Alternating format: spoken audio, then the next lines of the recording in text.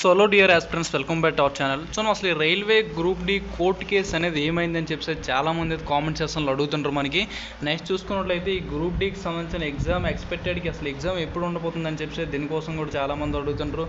Next group D vacancy అనేది increase అవుతుందా లేదా, దీనికోసం కూడా చాలామంది అడగడం అనేది జరుగుతుందన్నమాట. ఓకేనండి, అసలు గ్రూప్ డి వేకెన్సీ అసలు ఇంక్రీజ్ అవుతుందా, లేకపోతే 10th ఉంటుందా, ఐటీఐ ఉంటుందా, అసలు ఈ గ్రూప్ డి నోటిఫికేషన్ ఎప్పుడు వచ్చిందో 2024 ఈ వచ్చిన డే నుంచి మటు ప్రతిరోజు ప్రతి ఒక్కరికి అంత ఒక డౌట్ అయితే ఉండిపోయింది అనమాట. ప్రతి దాని మీద కూడా ఏ చిన్న నోటీస్ వచ్చినా ఏం వచ్చినా ప్రతి దాని మీద డౌట్స్ అనమాట అందరు కూడా. సో మనం ఈ వీడియోలో అయితే మీకు సంబంధించిన డౌట్స్ అయితే నేను క్లారిఫై చేయడానికి అయితే ట్రై చేస్తాను అనమాట. ఓకేనండి, అసలు ఈ వీడియో ఏంటంటే రైల్వే గ్రూప్ డికి సంబంధించింది కోర్టు కేసు అనేది మనం రీసెంట్లీగా July 26 జరగాల్సింది July 28 అయితే జరిగింది కదా.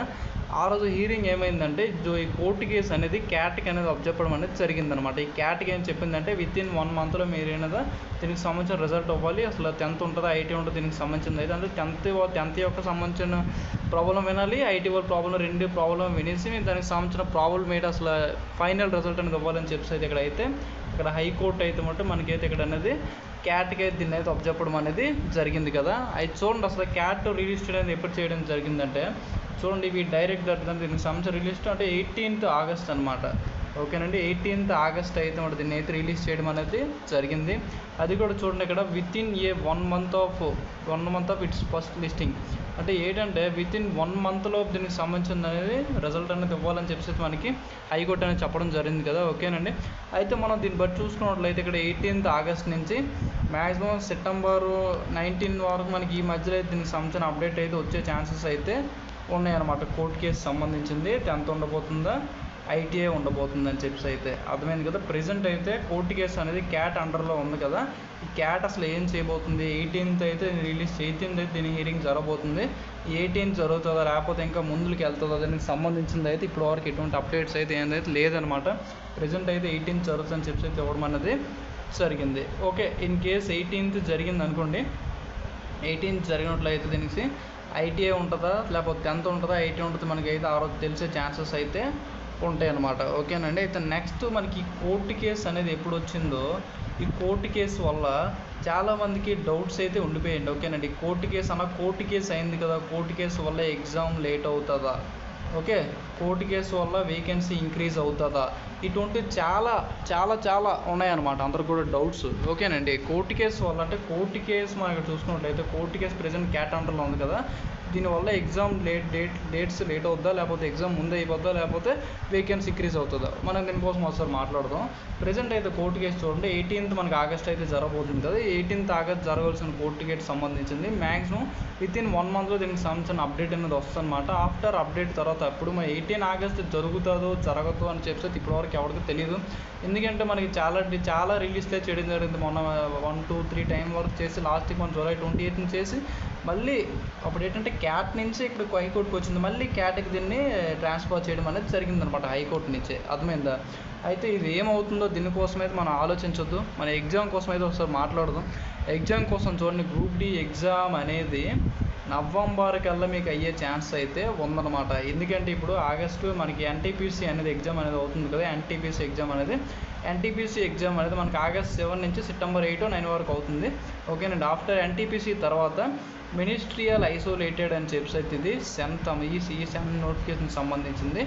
ఆల్రెడీ అప్లికేషన్ స్టేటస్ అనేది ఇచ్చారు కదా. ఈ అప్లికేషన్ స్టేటస్ అనేది ఇవ్వడం జరిగింది మినిస్ట్రియల్ ఐసోలేటెడ్ సంబంధించింది. దీని యొక్క ఎగ్జామ్ అనేది ఒక 4 days లేదా 5 days అని దీని యొక్క ఎగ్జామ్ అయ్యే ఛాన్స్ అయితే ఉంటుందన్నమాట. ఏదైనా ఎగ్జామ్ అయితే మట్టుగా మీకు అక్టోబర్ లాస్ట్ కల్లా అప్డేట్ అయితే వస్తుంది. ఎగ్జామ్ అయితే మ్యాక్సిమం నవంబర్ డిసెంబర్ నుంచే జరగవచ్చు, లేకపోతే నెక్స్ట్ ఇయర్ అని ఎప్పుడు జరుగుతుంది దీనికి సంబంధించిన అప్డేట్స్ అయితే ఎటువంటి అయితే లేదనమాట. అయితే ఇన్ కేస్ కానీ కోర్టు కేసు సంబంధించిన ఏదైనా అప్డేట్ వచ్చింది అనుకోండి, అంటే ఐటీఐ ఉంచి 10th ఉంచి ఈ విధంగా ఉంచారు అనుకోండి, రెండు ఉంటే ఏం వేకెన్సీ పెరిగే ఛాన్సెస్ అయితే మనకు కనిపిస్తుంది అనమాట. ఇన్ కేసు ఐటీ వాళ్ళకి టెక్నిక్ అంటే ఇక్కడ ఐటీ ఉంచి 10th ఉంచి కోర్టు కేసు 10th వాళ్ళు అందరిని పక్క తీస్తారు అలాగేసి కాదనమాట. ఉంటారు, మీరు అప్లికేషన్ పెట్టుకుంటారు కాబట్టి మీరు ఉంటారు. ఇక్కడ ప్రాబ్లం ఏంటంటే ఐటీఐ 10th ఇక్కడ ఏంటంటే అంటే ఐటీఐ టెక్నికల్ పోస్టులు అనేది వీళ్ళందరికీ అవ్వడం జరుగుతుంది. ఇన్ కేసు కానీ ఏమైనా అయినట్లయితే నేను ఎగ్జాంపుల్ చెప్తాను, ఓకే నెగిటివ్ మాట్లాడట్లేదు. ఇన్ కేస్ 10th గానే ఉన్నట్లయితే 10th నాన్ టెక్నికల్ పోస్టులు అనేది చాలా తక్కువ ఉన్నాయి కాబట్టి ఈ పోస్టులతో పాటు ఇవి కూడా ఇంక్రీజ్ చేసే ఛాన్స్ అనేది అప్పుడు మనకి కనిపిస్తుంది అన్నమాట. ఓకేనా, అంటే ఇప్పుడైతే దీనికి సంబంధించిన ఎటువంటి అప్డేట్స్ అయితే లేదు. వేకెన్సీ ఇంక్రీజ్ అవుతుంది, ఎగ్జామ్ అవుతుంది అని చెప్పి అయితే ఎగ్జామ్ అయితే ఎక్స్పెక్టెడ్ ఎగ్జామ్ అయితే నవంబర్ దగ్గరికి అయితే ఎటువంటి అప్డేట్స్ అయితే ఏ అప్డేట్ అని వచ్చే ఛాన్స్ అయితే ఉందన్నమాట. ఈ మధ్యలోకి సంబంధించిన ఎటువంటి అప్డేట్స్ అయితే ఏం లేవు. మీరు ఎటువంటి ఈ అప్డేట్స్ కోసం మీరు ఆలోచించకండి.